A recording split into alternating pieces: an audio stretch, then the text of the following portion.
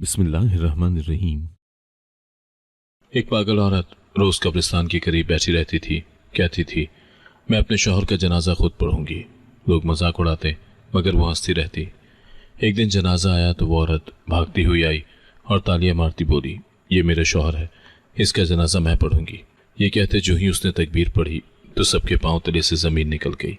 घर में मेहंदी की खुशबू फैली हुई थी। सहन में रंग बिरंगी बत्तियां जगमगा रही थी। सादिया ने सब्ज जोड़ा पहना हुआ था जिस पर सोने के गोटे चमक रहे थे। चूड़ियों की खनक, लड़कियों की हंसी और ढोलक की थाप ने फिजा को खुशी से भर दिया था।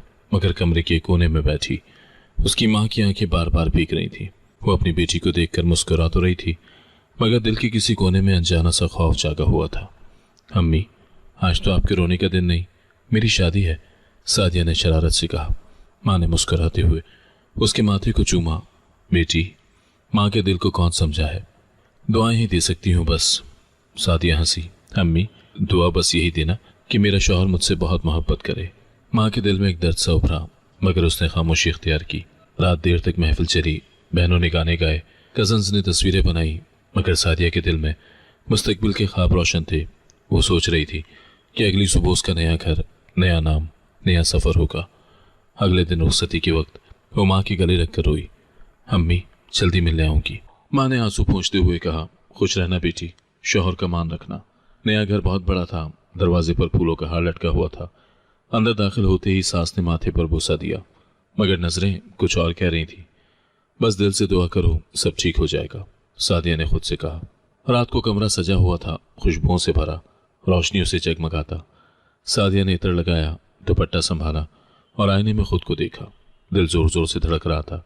दरवाजा खुला, शौहर अंदर आया। सादिया ने नजरें झुकाई, लबों पर हल्की मुस्कुराहट थी। ये क्या है? शौहर की आवाज सर्द थी। सादिया ने चौंक कर देखा। जी, तुम्हारी माँ के घर से जो सामान आया है वो इतना मामूली क्यों? कपड़े हल्के, जेवर कम, बर्तन नाकिस, क्या समझ रखा है? सादिया ने धीरे से कहा। हमने तो अपनी हैसियत के मुताबिक सब कुछ दिया है। वो हंसा मगर उस हंसी में जहर था। हैसियत? मेरी बीवी बनने की हैसियत है तुम्हारी? सादिया के लब कांपने लगे। मैंने तो कुछ गलत नहीं किया। इससे पहले कि बात पूरी होती एक जोरदार थप्पड़ उसके गाल पर पड़ा। लम्हा भर को दुनिया रुक गई। सादिया ने कांपते हुए गाल पर हाथ रखा। आंखों से आंसू बह निकले। आपने थप्पड़ मारा मुझे? हाँ, और अगर जबान चलाई तो दूसरा भी पड़ेगा। ये शौहर का घर है, तुम्हारे बाप का नहीं। हुक्म सुन बैठी रही। कमरे की रोशनी धुंधला गई, जैसे आंखों के आगे अंधेरा छा गया हो। उसके अंदर कुछ टूट गया था। शायद इज्जत, शायद ख्वाब, या शायद वो खुद। अगली सुबह वो थकी हुई आंखों के साथ उठी। चेहरे पर सूजन थी मगर उसने खुद को संभाला। आईने में देखा, दुपट्टा ओढ़ा और जबरदस्ती मुस्कुरा दी। फोन बजा। माँ की कॉल थी। सादिया बेटा, कैसी हो? पहली रात कैसी गुजरी? उसके लब कांपे। दिल चीखना चाहता था मगर उसने कहा, अम्मी सब ठीक है, बहुत अच्छे लोग हैं। माँ ने इत्मीनान से कहा, अल्लाह का शुक्र, मैं दुआ कर रही थी। सादिया ने कॉल बंद की और आंखें बंद कर ली। एक आंसू गाल पर बहता हुआ नीचे गिर गया। दिन गुजरते गए। शौहर का रवैया दिन ब दिन बदलता गया। कभी खामोश रहता, कभी बेवजह ताने देता।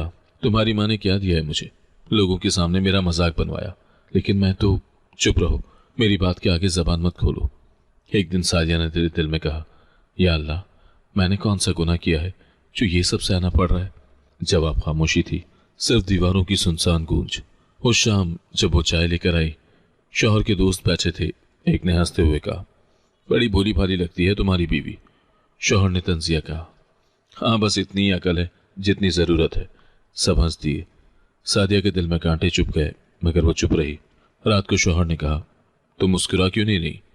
क्या खुशी है मुस्कुराने की? उसके मुंह से भी साख्ता निकला।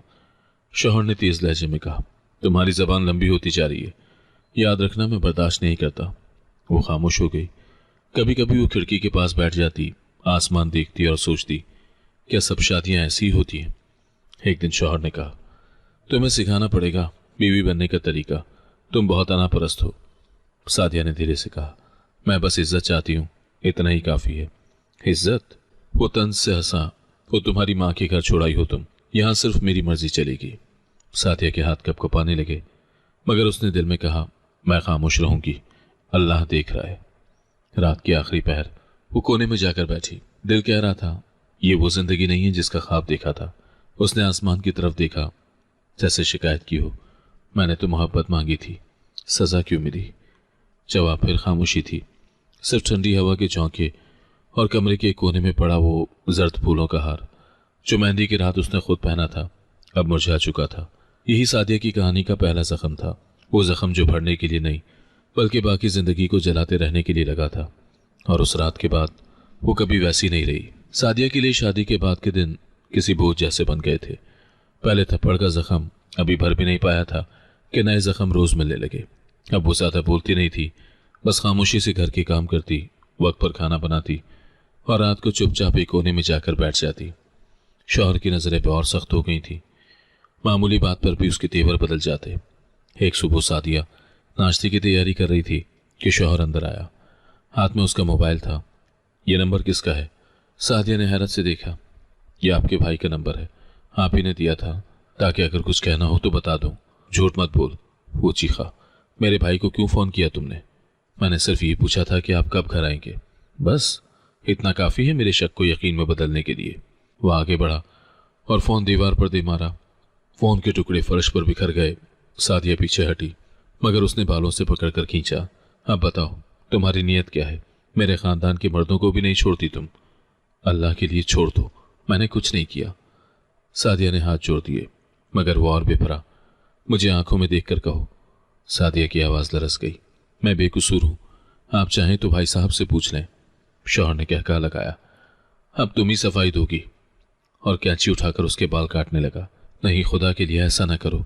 मगर उसके लंबे घने बाल फर्श पर गिरते गए। अब देखो तुम्हारा गुरूर कहाँ गया? वो तंजिया बोला और दरवाजा बंद करके चला गया। सादिया फर्श पर बैठ गई। उसके बाल उसकी गोद में थे। उसने लरसते हाथों से उन्हें समेटा, जैसे अपनी बेइज्जती के टुकड़े जमा कर रही हो। 2 दिन वो कमरे में बंद रही। खाना दरवाजे के नीचे से रखा जाता। सास कभी कभी आकर कहती, बेटा गुस्से में था, औरत को बर्दाश्त करना सीखना चाहिए। सादिया बस सर झुका लेती। चंद दिन के बाद उसने फिर हिम्मत की। बाल छोटे हो गए थे, मगर उसने दुपट्टा लपेटकर काम शुरू किया। मगर सुकून कहाँ? एक नई मुसीबत उसका इंतजार कर रही थी। एक दिन घर में शोर मच गया। सास चीख रही थी, मेरे जेवर कहाँ गए? किसी ने चोरी कर लिए। सब इकट्ठे हो गए। नन ने फौरन कहा, अम्मी कल सादिया आपके कमरे में थी ना, शायद इसी ने लिए होंगे। मैं तो सिर्फ सफाई कर रही थी, खुदा की कसम मैंने नहीं लिए। सादिया घबरा गई। सास गुस्से से लाल हो गई। झूठी, अभी मालूम करती हूँ तुम्हारी औकात। शौहर आ गया। क्या हुआ अम्मा? सास ने रोते हुए कहा, ये लड़की हमारे घर की इज्जत लूट गई, मेरा जेवर गायब है। क्या? शौहर की आंखों में खून उतर आया। सादिया तुमने ऐसा किया? मैंने कुछ नहीं किया, अल्लाह गवाह है। मगर किसी ने नहीं सुना। एक थप्पड़, फिर दूसरा। नन ने बाल खींचे। सास ने चप्पल मारी। सादिया दीवार के साथ जा लगी। घर के नौकर तक हंस रहे थे, कोई रहम नहीं आया। आखिर में उसे एक कमरे में बंद कर दिया गया। जब तक जेवर नहीं मिलता तुम्हारी ये कैद खत्म नहीं होगी, सास ने दरवाजा बंद करते हुए कहा। रात गुजरी। अंधेरा, खामोशी और दूर से आती हवा की सिसकी। सादिया जमीन पर बैठी थी। या अल्लाह, मैंने तो सिर्फ इस घर को अपना घर माना था, ये सजा क्यों? अगली सुबह सास के कमरे से आवाज आई, अम्मी ये जेवर तो आपके संदूक में है। नंद हैरान हो गई। क्या? तो फिर कल? सास ने फौरन नरमी से कहा, अरे शायद भूल गई थी। मगर किसी ने दरवाजा नहीं खोला। सादिया को ना माफी मिली, ना वजाहत का हक। 2 दिन के बाद शौहर आया। दरवाजा खोला और बोला, निकलो, अब तुम्हारी सफाई हो गई। सादिया ने सूजी आंखों से कहा, तो क्या अब आपको यकीन है कि मैं चोर नहीं थी? बस ज्यादा बात मत करो, वरना फिर वही अंजाम होगा। वो खामोशी से बाहर आई, चेहरा जर्द, होंठ खुश्क, मगर दिल में एक फैसला जाग रहा था। अब कुछ भी कहने का फायदा नहीं। शाम को सास ने कहा, खाना बना दो और देखना नमक ज्यादा ना हो। पिछली बार तुम्हारे खाने पर सबने नाक चढ़ाई थी। सादिया ने चुपचाप काम किया। चूल्हा जलाया, बर्तन धोए, मगर अंदर की आग बुझने का नाम नहीं ले रही थी। खाने के दौरान शौहर ने कहा, अम्मी अब तुम देखना, यह औरत सीधी हो गई है। दिन गुजरते गए, मगर सादिया की जिंदगी में सुकून का एक लम्हा भी ना आया। पिछले वाकयात ने उसे अंदर से तोड़ दिया था, मगर उसने खुद को खामोशी की चादर में लपेट लिया। अब वो सिर्फ घर के काम करती, बोलती कम, सुनती ज्यादा। शौहर की नज़र में वो महज एक नौकरानी थी, एक ऐसी औरत जिसे किसी एहसास की जरूरत नहीं। एक दोपहर शौहर ने फोन किया, शाम को मेरे दोस्त आ रहे हैं, सबके सामने चाय पेश करना। जी बेहतर। सादिया ने जवाब दिया। और याद रखना, दुपट्टा सर पर मत लेना, बस गले में डाल लेना, तुम पर ज्यादा सूट करता है। सादिया ने चौंक कर कहा, लेकिन मैं ऐसे आराम महसूस नहीं करती, सब गैर मर्द हैं। मैंने कहा ना, जैसा कहा है वैसा करना। उसका लहजा सर्द और हुक्म भर था। शाम हुई तो 4 मर्द लाउंज में बैठे हंस बोल रहे थे। सादिया ने दिल पर पत्थर रखकर चाय तैयार की। वो किचन से ट्रे उठाकर बाहर आई तो दुपट्टा अपने अंदाज से लपेट लिया, सर पर डालकर, जैसे एक औरत अपनी इज्जत ढांपती है। जैसे ही वो करीब आई, शौहर ने तीखी नजर से देखा। एक दोस्त ने मुस्कुराते हुए कहा, भाभी शर्माती बहुत है। शौहर ने हंसते हुए चाय का कप लिया और बोला, शर्म भी कभी कभी जिद बन जाती है। जब सादिया ने दूसरा कप रखा, शौहर ने अचानक कहा, चाय में मीठा कम क्यों है? तुम्हें कुछ नहीं आता, मैं दोबारा बना देती हूँ। सादिया ने आहिस्तगी से कहा, मगर उसकी बात पूरी ना हुई। एक जोरदार थप्पड़ उसके गाल पर पड़ा। पूरा कमरा साकत हो गया। ट्रे हाथ से छूटकर जमीन पर गिरी, कप टूट गए। यह है तुम्हारी तरबियत? शौहर ने गरज कर कहा। दोस्त एक दूसरे को देखकर खामोश हो गए। सादिया ने नीचे गिरे कप के टुकड़े समेटे और बिना कुछ कहे कमरे से निकल गई। कमरे में आकर उसने दरवाजा बंद किया, आंखें बंद की। दिल कह रहा था, अब बस बहुत हो गया, मगर उसके पास जाने की कोई जगह न थी। मैके का दरवाजा वो जानती थी कि बंद हो चुका था। कुछ दिन के बाद खबर मिली कि बाप बीमार है। वो कांप उठी, हाथ में पर्ची थी। अम्मी ने पैगाम भेजा था, तुम्हारे अब्बा को दिल का दौरा पड़ा है, एक बार आ जाओ। वो शाम को शौहर के सामने खड़ी थी। मुझे अम्मी ने बुलाया है, अब्बा बहुत बीमार है, मैं एक दिन के लिए जाना चाहती हूँ। वो अखबार से नजरें हटाए बगैर बोला, अभी नहीं जा सकती, लेकिन शायद वो आखिरी बार देखना चाहे। जब मर जाएगा तो इत्तला आ जाएगी, तब चली जाना। ये जुमला सादिया के सीने में तीर बनकर लगा। वो कुछ कहे बगैर वापस कमरे में गई। सारी रात जागती रही। अगली सुबह नाश्ते की मेज पर आई तो शौहर मामूल की तरह बैठा अंडा खा रहा था। सादिया के लबों से बेख्तियार निकला, क्या आपके दिल में कोई एहसास नहीं? उसने तीखी नजर डाली। एहसास? तुम्हारी माँ ने सिखाया नहीं कि शौहर के हुक्म के आगे जबान नहीं चलती? वो चुप हो गई। 2 दिन के बाद फोन आया। दूसरी तरफ से सिर्फ एक जुमला सुनाई दिया, अब्बा गुजर गए। सादिया के हाथों से फोन गिर गया। उसने शौहर को बताया, मगर वो बोला, अब क्या फर्क पड़ता है, मर गया तो कब्र में ही मिल लेना। उसने रोते हुए कहा, मैं जनाजे पर जाना चाहती हूँ, मुझे बस एक दिन दे दो। नहीं, अब तुम कहीं नहीं जाओगी, मेरा घर तुम्हारा पहला और आखिरी ठिकाना है। वो फर्श पर बैठ गई, सर दीवार से टिका लिया। आंसू चुपचाप बहने लगे। अगले दिन मोहल्ले में शोर उठा। लोगों ने सादिया के बाप का जनाजा देखा, मगर बेटी को ना देखा। सबने कहा, काश बेटी आ जाती, बाप की आंखें बंद होने से पहले उसे देख लेता। मगर सादिया के लिए वो दरवाजा हमेशा के लिए बंद हो गया। चंद हफ्ते के बाद उसने खुद को किसी काम में मसरूफ रखने के लिए सिलाई मशीन खरीदी। मोहल्ले की औरतों के कपड़े सीकर कुछ पैसे कमाने लगी। दिन रात सिलाई करती ताकि अपना ध्यान बच जाए। एक दिन शौहर ने आकर पूछा, ये सब क्या है? मैं थोड़ा काम कर लेती हूँ, घर बैठे कपड़े सी लेती हूँ, बस अपने लिए कुछ कपड़े खरीदना चाहती हूँ। तुम्हारी अकल ठिकाने पर है? मेरी इजाजत के बगैर कुछ कमाओगी? मैं तो बस अपनी मेहनत। जब उसने हाथ उठाया, ये कमाई मेरी है, तुम्हारी नहीं। उसने वो पैसे जो सादिया ने छोटे छोटे नोटों में जमा किए थे उठाकर मेज पर पट गए। यही कमाई है तुम्हारी? आज दोस्त आ रहे हैं, उनके लिए खाने का बंदोबस्त करो। वो समझ गई कि वो पैसे अब ज़ाया हो चुके हैं। रात को शौहर के दोस्त आए, हंसी मजाक, गाने, कह कहे। सादिया किचन में बैठी उनकी आवाज़ें सुनती रही। उसके पैसे, उसकी मेहनत, सब एक लम्हे में दूसरे के प्यालों में बह गए। एक दिन जब वो दरवाजे पर झाड़ू दे रही थी, एक छोटी सी बच्ची गुजरी। हाथ में किताब थी, चेहरे पर मुस्कुराहट। सादिया ने देर तक उसे देखा। दिल में ख्वाहिश जागी, काश मेरी भी एक बेटी होती जो मुझसे डरने के बजाय मेरे साथ हंसती। फिर वो पल के झपक कर अंदर आ गई। अब वो दुनिया के लिए एक बीवी थी, घर के लिए नौकरानी, मगर अपने अंदर से वो खत्म हो चुकी थी। लोग बाहर से देखते तो कहते, ये तो किस्मत वाली है, अच्छे घर में ब्याही गई। मगर कोई नहीं जानता था कि उस अच्छे घर की दीवारों में रोज किसी औरत की रूह कैद हो जाती है और उसका नाम सादिया होता है। सादिया अब एक ऐसी जिंदगी गुजार रही थी जहां सांस लेना भी इजाजत से मशरूत था। शौहर का गुस्सा, सास के ताने और नंदों की तंजिया हंसी, सब उसी के गिर्द एक ऐसी दीवार बन चुके थे जिसके अंदर सिर्फ खामोशी की गूंज थी। हर सुबह वो वक्त पर जागती, नाश्ता बनाती, बर्तन धोती और चुपचाप सारा दिन गुजार देती। मगर उस घर में जितनी सफाई वो करती, उतनी ही गंदगी रवैयों में बढ़ती जाती। जब भी शौहर के रिश्तेदार आते, सास फौरन कहती, सादिया अंदर चली जाओ, कमरे से बाहर ना निकलना। अम्मी मैं भी सलाम कर दूं? वो नरमी से पूछती। तुम्हारा मुंह देखने के लायक है? तुम्हारा मुंह देखने से किसी की भूख मर जाएगी, बेहतर है अंदर ही रहो। सादिया दुपट्टा संभालती और चुपचाप अपने कमरे में चली जाती। दरवाज़ा बंद किया जाता और वो दीवार से ठीक लगाकर बैठ जाती। बाहर से बातों की आवाज़ आती, कह कहे, तारीफें, हंसी, और अंदर सिर्फ खामोशी।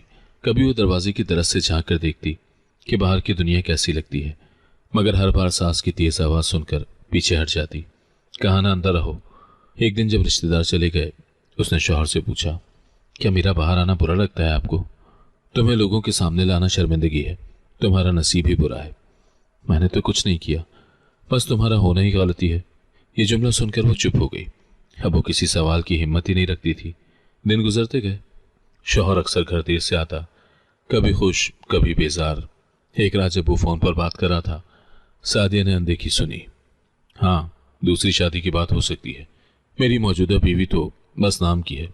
ये अल्फाज जैसे किसी ने तेज खंजर से उसके दिल में घोंप दिए। अगली सुबह जब उसने शौहर से पूछा, क्या आप वाकई दूसरी शादी करना चाहते हैं? उसने बेपरवाह लहजे में कहा, हाँ, तुम्हारे साथ जिंदगी में कोई खुशी नहीं। मैं आपके लिए क्या कमी छोड़ रही हूँ? तुम्हारे चेहरे पर चमक नहीं, तुम्हारी बातों में खुशबू नहीं, तुम्हारी आंखों में मोहब्बत नहीं, क्योंकि आपने सब छीन लिया है। सादिया ने दिल में कहा, मगर जबान बंद रखी। चंद दिन के बाद सास ने दूध का गिलास सादिया के हाथ में थमाया। बेटे ने कहा है, ये रोज पिया करो, ताकत आएगी। वो मुस्कुराई। जी बेहतर। रात का वक्त था, शौहर घर पर नहीं था। सादिया ने पहला घूंट लिया, मगर जायका अजीब सा लगा, जैसे जबान पर चलन हो। उसने दोबारा सूंघा। दूध में कुछ कड़वा सा था। अम्मी इसमें क्या डाला है? सास ने सर्द लहजे में कहा, वही जो तुम्हारे भले के लिए बेहतर है, पीती रहो। सादिया ने गिलास रखा। दिल धड़कने लगा। कुछ लम्हों के बाद सर चकराने लगा, सांस रुकने लगी। वो जमीन पर गिर गई। अम्मी पानी, वो बमुश्किल बोली। सास ने नजर डाली। ये ड्रामा फिर? उठ जा, मैं सांस नहीं ले पा रही। अल्लाह अकबर। अब मरने का नाटक भी आ गया। रात भर वो बेहोश रहती। सुबह शौहर आया तो सास ने कहा, तेरी बीवी ने पिछली रात बड़ी अदाकारी की, बस अब ड्रामेबाजी छोड़ दे। शौहर ने तंजिया अंदाज में सादिया को देखा। मर क्यों नहीं जाती? कम अज कम एक मुसीबत खत्म हो। वो कुछ बोल ना सकी, बस चुपचाप बिस्तर पर लेटी रही।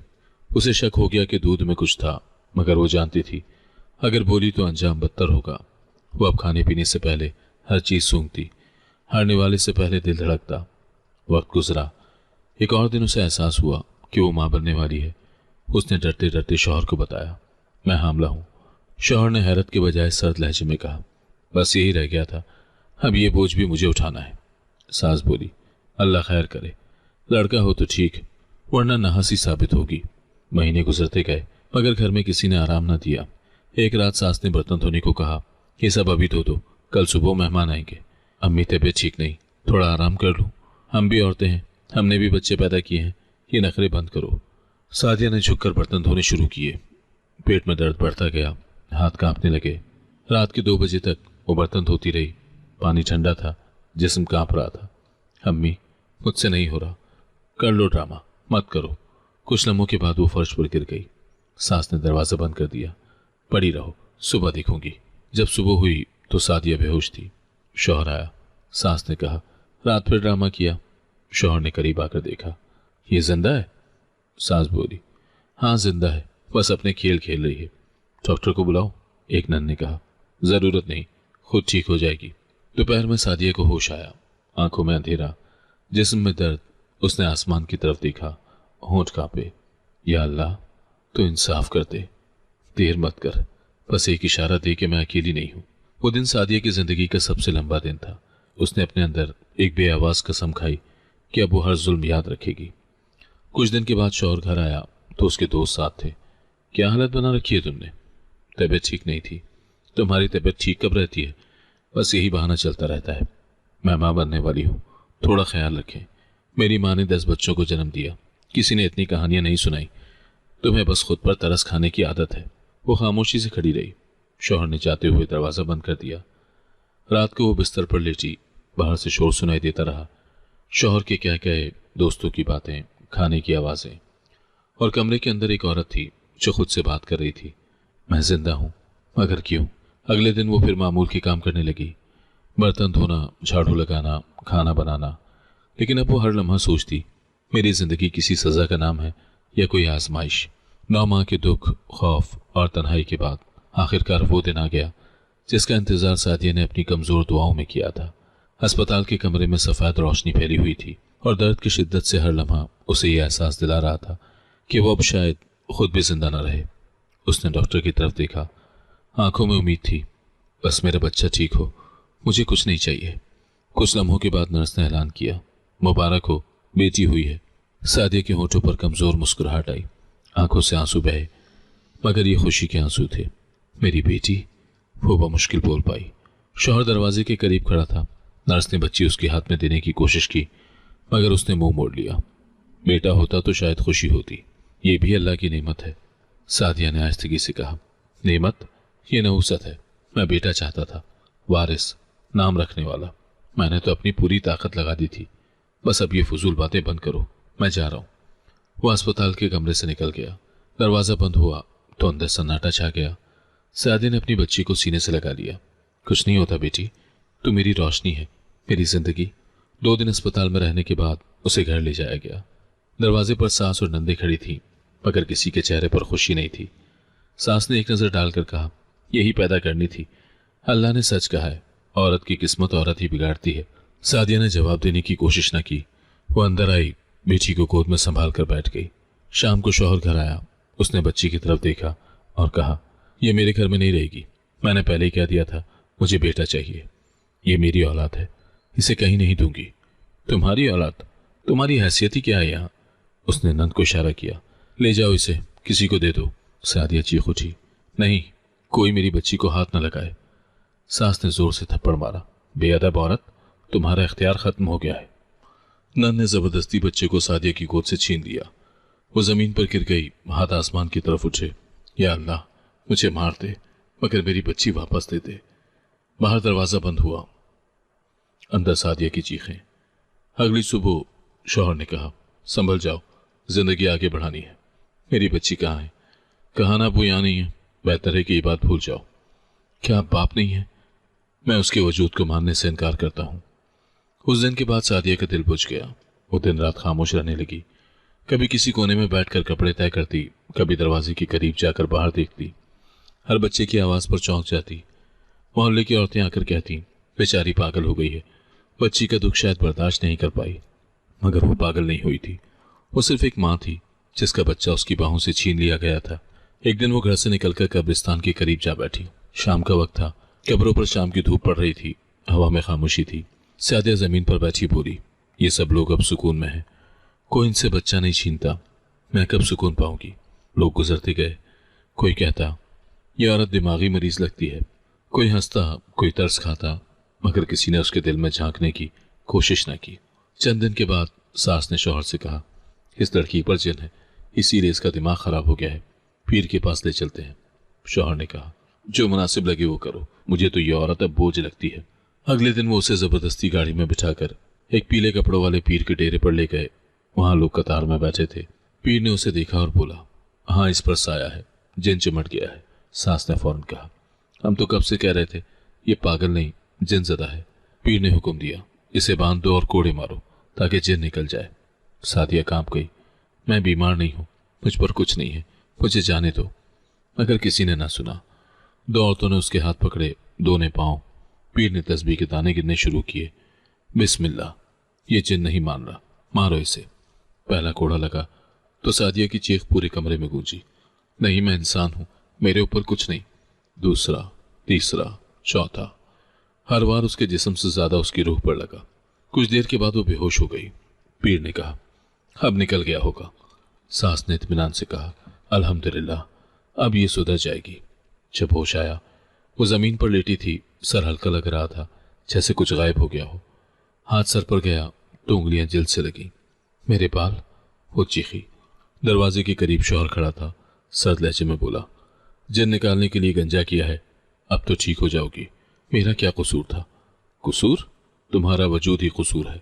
वो दीवार से टेक लगाकर बैठ गई। उसके आंसू नहीं निकल रहे थे।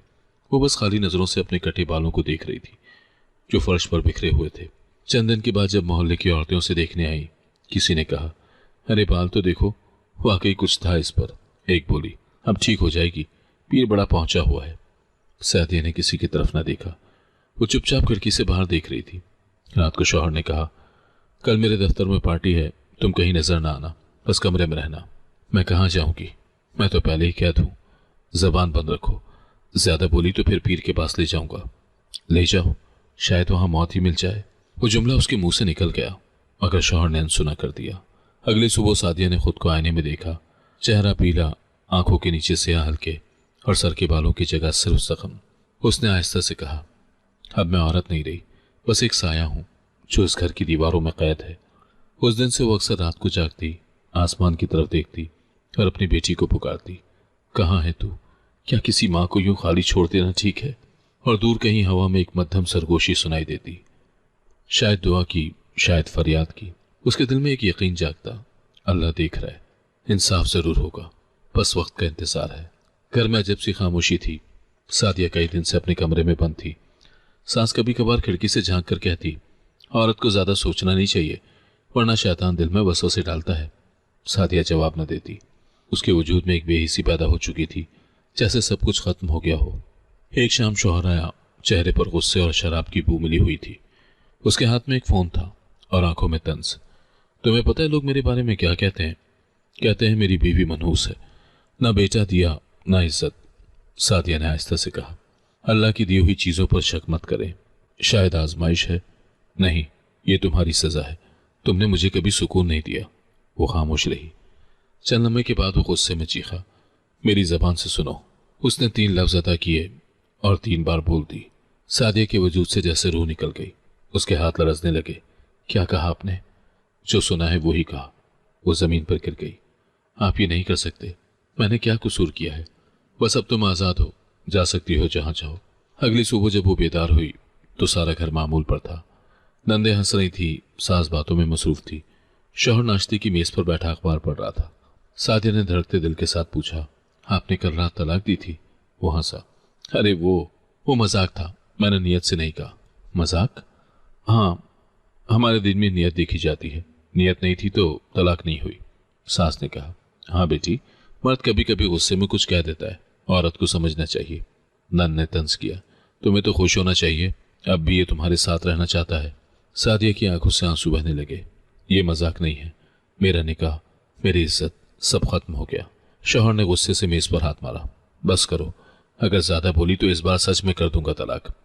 आप पहले ही कर चुके हैं, तो अब तुम्हें कैद करके रखना पड़ेगा ताकि जबान बंद रहे। उसी दिन उसने दरवाजे पर ताला लगवा दिया। ये औरत पागल हो गई है, किसी से बात ना करे। सादिया के कमरे में अंधेरा था, खिड़की बंद, हवा बंद। वो फर्श पर बैठी दरवाजे के करीब सर टिकाए कहती, या अल्लाह, कब खत्म होगा ये सब? मैं तो अब कुछ नहीं मांगती, बस सुकून दे दे। रात गुजरती गई। 1 दिन, 2 दिन, 3 दिन, उसे सिर्फ थोड़ा सा खाना दिया जाता। सास दरवाजे के बाहर से कहती, ये सब तुम्हारी तरबियत के लिए, ताकि आइंदा जबान ना चले। एक दिन बारिश हुई, खिड़की के कोने से बूंदें अंदर आ रही थी। सादिया ने वो बूंदें अपने चेहरे पर गिरने दी। उसके दिल में एक ही ख्याल आया, अगर दरवाजा खुल जाए तो शायद मैं निकल जाऊं। चौथी रात सब सो गए। हवा के जोर से दरवाजे की कुंडी हिल गई। उसने आहिस्ता से हाथ बढ़ाया, ताला आधा खुला हुआ था। दिल जोर से धड़कने लगा। अब या कभी नहीं। उसने हिम्मत जमा की, आहिस्तगी से दरवाजा खोला, नंगे पांव चलती हुई बाहर निकली। बारिश थम चुकी थी, मगर जमीन गीली थी। वो अंधेरी गलियों से गुजरती रही। एक जगह पहुंचकर रुक गई। यह उसका मैका था। उसने दरवाजे पर दस्तक दी। अंदर से आवाज आई, कौन है? मैं हूं, सादिया। चंद लम्हे खामोशी रही, फिर दरवाजा खुला। सामने उसका भाई खड़ा था। तुम यहां क्यों आई हो? भाई, मुझे पनाह चाहिए, बस एक रात के लिए। तुम्हें पता है तुम्हारा शौहर क्या कहता है? तुम्हें उसने तलाक दी है, अब तुम उसके घर की इज्जत के लिए खतरा हो। मैं तुम्हारी बहन हूं। नहीं, तुम अब किसी के नहीं, तुम वापस जाओ, यहां मत आना। मेरी बच्ची, वो छीन ली गई। मुझे सिर्फ एक जगह चाहिए जहां मैं रो सकूं। चुप रहो, मोहल्ले वाले क्या कहेंगे? तुम्हारा यहां आना हमारे लिए बदनामी है। दरवाजा बंद हो गया। सादिया दरवाजे के सामने बैठी रही। रात गुजर गई, कोई ना आया, ना पूछा। आखिर वो फुटपाथ पर जाकर बैठ गई। आसमान पर बादल छाए हुए थे, सर्द हवा चल रही थी। उसने दुपट्टा लपेटा और जमीन पर लेट गई। बेटी, तू कहाँ है? मैंने वादा किया था तुझे हमेशा सीने से लगाऊंगी। वो खाली आसमान की तरफ देखती रही। सुबह के वक्त एक राहगीर ने देखा, ये कौन औरत है जो यहाँ सोई हुई है? किसी ने कहा, ये पागल लगती है, रात से बैठी है। सादिया ने आंखें खोली मगर जवाब न दिया। वो अब किसी से कुछ नहीं चाहती थी। दिन चढ़ा तो वो कब्रिस्तान के रास्ते पर चल पड़ी। रास्ते में लोग जनाजे उठाए जा रहे थे। एक औरत बोली, पहले तो ये जनाजा देखकर रोती थी, अब बस देखती रहती है। सादिया आहिस्ता आहिस्ता कब्रिस्तान के दरवाजे तक पहुंची। वहां जमीन पर बैठ गई। एक बूढ़े फकीर ने उसे पहचाना। बेटी, तुम रोज यहाँ क्यों आती हो? ये वो जगह है जहां सबका दुख खत्म हो जाता है और तुम्हारा दुख अभी बाकी है। जब मेरा जनाजा यहाँ आएगा तब खत्म होगा। वो दिन भर वहीं बैठी रहती। जनाजे आते जाते वो चुपचाप देखती। शाम को अजान की आवाज आती। वो आंखें बंद करके दुआ मांगती, या अल्लाह, अब बस तू ही मेरा सहारा है। मैं दुनिया वालों से हार गई मगर तुझसे उम्मीद बाकी है। उसी रात हवा तेज चली, चिराग बुझने लगे। सादिया ने चादर अपने गिर्द लपेटी और कब्र के करीब जाकर बैठ गई। ये लोग खुशकिस्मत हैं, इन्हें कोई कैद नहीं, कोई तंज नहीं, कोई तलाक का मजाक नहीं। मैं कब आजाद होंगी या रब। उसके बाद वो रोज कब्रिस्तान के बाहर देखी जाने लगी। हाथों में चंद मुरझाए फूल, आंखों में खालीपन। लोग उसे पागल कहने लगे मगर हकीकत ये थी कि वो पागल नहीं थी। वो सिर्फ एक औरत थी जिसके सारे ख्वाब, सारी दुआएं सब किसी मजाक में जल गए थे। अब वो दुनिया से नहीं डरती थी क्योंकि वो सब कुछ पहले ही खो चुकी थी और कब्रिस्तान अब वही उसका घर था जहां वो रोज किसी अजनबी के जनाजे को देखकर बस इतना कहती, इनके गम खत्म हो गए, मेरा कब होगा। वक्त गुजरता गया मगर सादिया का दुख कहीं नहीं गया। एक दिन दोपहर के वक्त जब सूरज तेज था, एक गाड़ी कब्रिस्तान के करीब से गुजरी। सादिया के दिल में अचानक धड़कन तेज हुई। गाड़ी में एक मर्द और एक औरत बैठे थे। उसकी नजर जैसे जमी रह गई। उस चेहरे को पहचानती थी। वो उसका शौहर था। उसके साथ एक जवान औरत, चेहरे पर महंगा मेकअप, हाथ में कीमती पर्स। सादिया के कदम जमीन में गड़ गए। उसके अंदर कुछ फट गया। तूने कहा था मैं मनहूस हूं और आज तू खुश है? वो बड़बड़ाई। गाड़ी रुकती नहीं मगर सादिया दीवाना वार उसके पीछे चलने लगी। वो चंद कदम चली फिर रुक गई। मेरे सारे दर्द का सबब वो है और वो अब भी हंस रहा है। उस दिन के बाद वो बदल गई। पहले वो खामोश रहती थी, अब जनाजे आते तो वो तालियां बजाती, हंसती और बुलंद आवाज में कहती, वाह, इसका सफर खत्म हुआ, मेरा कब होगा, मेरा शौहर कब मरेगा, मैं खुद नमाज पढ़ाऊंगी। लोग घबरा जाते, मौलवी हजरात उसे डांटते, बीबी ये क्या तरीका है, जनाजे पर हंसी। वो जवाब देती, मैं किसी के गम पर नहीं हंसती, बस अपने इंतजार पर। कुछ औरतें तरस खाकर वहां रोटियां ला देती। वो कहती, रोटी नहीं चाहिए, इंसाफ चाहिए। किसी ने कहा, यह दीवानी है, अकल जाती रही। किसी ने कहा, यह किसी जिन के असर में है। मगर एक मौलाना जो रोज कब्रिस्तान आते थे, वो हर बार रुककर उसे देखते। एक दिन उन्होंने करीब आकर पूछा, बीबी, तुम रोज यहाँ क्यों बैठती हो? सादिया ने बगैर देखे जवाब दिया, मैं इंसाफ का इंतजार करती हूँ। किसका इंसाफ? उसका जिसने मेरा सब कुछ छीना और हंसता रहा। मौलाना ने कहा, अल्लाह इंसाफ जरूर करता है, सब्र करो। मैंने सब्र किया, अब बस इंसाफ चाहिए। मौलाना अक्सर उसे देखते रहते, कभी खामोशी से, कभी दिल में दुआ करते, या अल्लाह, यह औरत पागल नहीं, बस टूटी हुई है, इसे किसी न किसी तरह सुकून दे दे। वक्त गुजरता गया। एक रोज मौलाना ने महसूस किया कि सादिया जनाजों के करीब बैठकर कुछ पढ़ती है। उन्होंने कान लगाया। वो दुआ नहीं कर रही थी बल्कि एक ही जुमला दोहरा रही थी, या अल्लाह, मेरा इंसाफ कब लिखा जाएगा, कब मेरा मुजरिम गिरेगा। एक दिन मोहल्ले के चंद लोग आए। उन्होंने मौलाना से कहा, मौलवी साहब, यह औरत जनाजों पर चीखती है, तालियां बजाती है, मर्दों को बददुआ देती है, कुछ कीजिए, ये बेअदब हो गई है। मौलाना ने आहिस्ता से कहा, तुम्हें मालूम नहीं, ये जुनूनी नहीं, मजलूम है, इसे मत छेड़ो। एक दिन तुम खुद समझ जाओगे कि वो क्यों कहती है ये सब। सादिया अब ज्यादा बोलती नहीं थी, बस कभी कभी हंस पड़ती, जैसे किसी छुपे मजाक पर। वो अक्सर कहती, एक दिन मेरा भी वक्त आएगा, मेरा भी जनाजा उठेगा, मगर मैं हंस कर जाऊंगी क्योंकि मैं अपना दुख दफन कर चुकी हूँ। इस दौरान कुछ लोगों ने देखा कि सादिया कई दिन से बीमार है, खाने को कुछ नहीं, कपड़े मैले, मगर वो फिर भी कब्रिस्तान से नहीं जाती। एक लड़की ने उसे पानी दिया तो वो बोली, पानी नहीं, बस दुआ करके वो मर जाए जिसने मेरी बेटी छीनी, मेरा सर मूंढा, मेरा घर जला दिया। लड़की डर कर चली गई। एक रात वो कब्रिस्तान के अंदर दाखिल हो गई। चांदनी फैली हुई थी।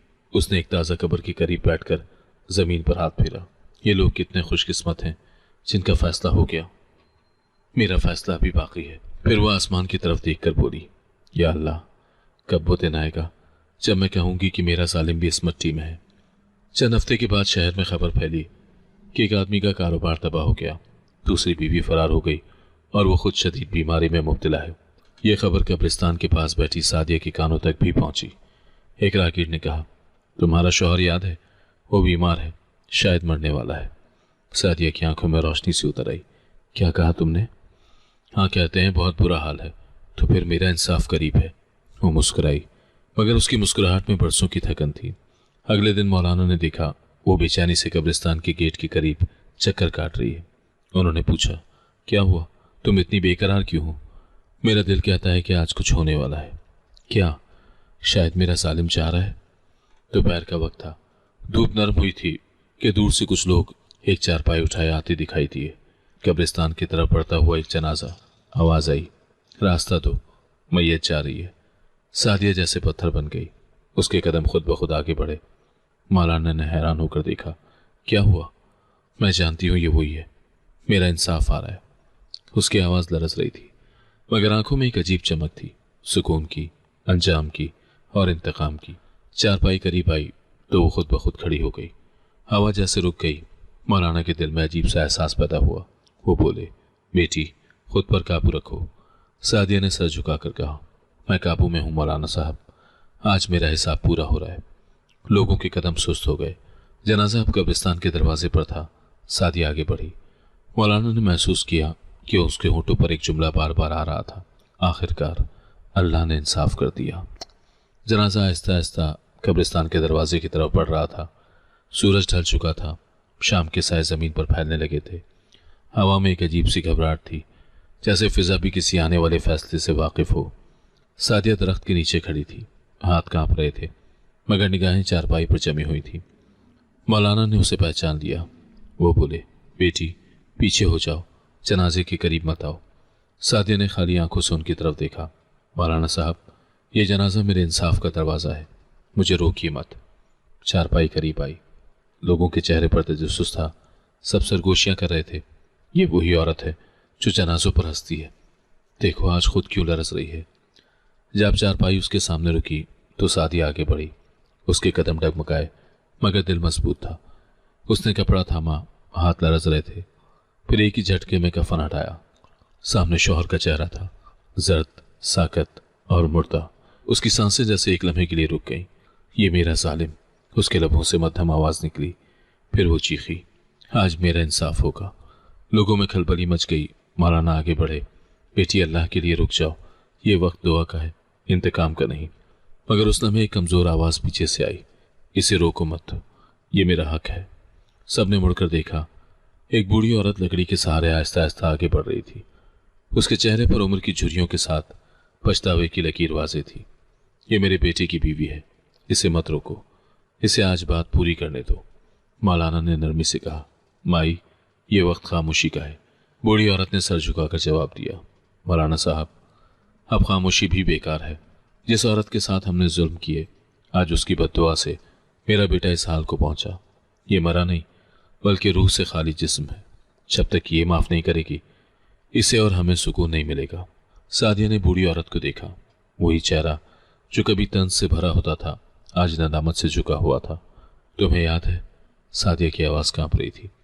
इसी जबान से तुमने कहा था कि मैं मनहूस हूं। तुम्हारे घर की इज्जत मुझसे खराब हुई है। तुम्हारा बेटा मेरा कातिल है और तुम उसकी खामोश मददगार। बूढ़ी औरत रो पड़ी। हाँ बेटी, सब याद है। हमने तुझे सताया, तुझे कैद किया, तेरे हाथों से तेरी बच्ची छीनी, तेरी इज्जत नोची। आज इसी की सजा भुगत रहे। और तुम्हारा बेटा? सादिया ने जनाजे की तरफ देखा। ये मरा नहीं, पिछले 2 बरस से नींद मुड़ता है, ना होश में आता है, ना मरता है। डॉक्टर ने जवाब दे दिया। पीर भी कह गए कि जब तक तुम माफ नहीं करोगी, इसकी रूह कैद में रहेगी। सादिया की आंखों में एक अजीब रोशनी उभरी। उसने आसमान की तरफ देखा, फिर जमीन में नजरें जमाई। मैंने अल्लाह से इंसाफ मांगा था। मौलाना ने धीरे से कहा, बेटी, अगर माफ कर दो तो शायद इसकी रूह आज़ाद हो जाए और तुम्हारा दिल भी। मौलाना साहब, मैंने अपने गुनाहों पर नहीं, इसके जुल्मों पर जिंदगी गुजारी। क्या माफ़ी इतनी आसान है? क्या मैं अपनी बच्ची के रोने की आवाज़ भूल जाऊं? माफ़ी कमज़ोर के लिए नहीं होती, माफ़ करना अदल करने वालों का काम है। सादिया ने सांस खींची, फिर आगे बढ़ी, जनाजे के करीब जाकर बैठ गई। उसने शौहर के चेहरे पर हाथ रखा। ये वो चेहरा है जिस पर कभी मोहब्बत के ख्वाब सजे थे, मगर अब इन्हीं होठों ने मेरे लिए जिल्लत के फैसले सुनाए। आज मैं तुझे देख रही हूं, लेकिन अब डर नहीं लगता। लोग खामोश थे, फिजा में सिर्फ हवा की साएं साएं थी। सादिया ने आहिस्ता से सर उठाया, फिर दोनों हाथ आसमान की तरफ किए। अल्लाह अकबर।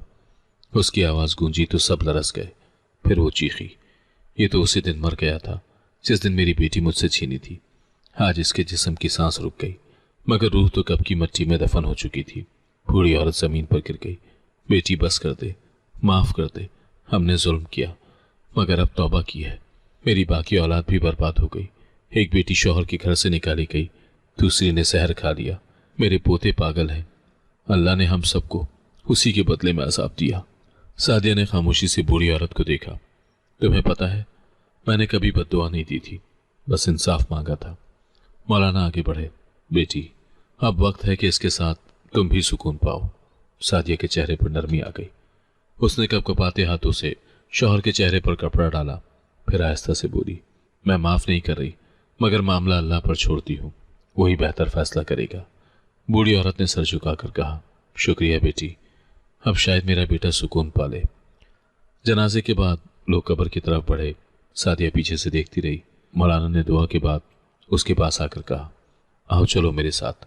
तुम्हारे लिए अब ये कब्रिस्तान ठिकाना नहीं, तुम्हें जीना है, बाकियों को सिखाना है कि जुल्म का अंजाम हमेशा लौट कर आता है। सादिया ने एक लंबी सांस ली। मैं कहाँ जाऊंगी मौलाना साहब, मेरा घर तो कब का मिट गया। अल्लाह ने हर मजलूम के लिए नया रास्ता रखा है। तुम अब मजलूम नहीं, अदल की निशानी हो। अगर आपको आज की कहानी पसंद आई है तो वीडियो को जरूर लाइक कीजिएगा और अपने दोस्तों के साथ भी शेयर कीजिएगा। और हां, अगर आपने अभी तक हमारा चैनल सब्सक्राइब नहीं किया तो जरूर सब्सक्राइब करें। मिलते हैं कल एक नई और दिलचस्प कहानी के साथ। अल्लाह हाफिज।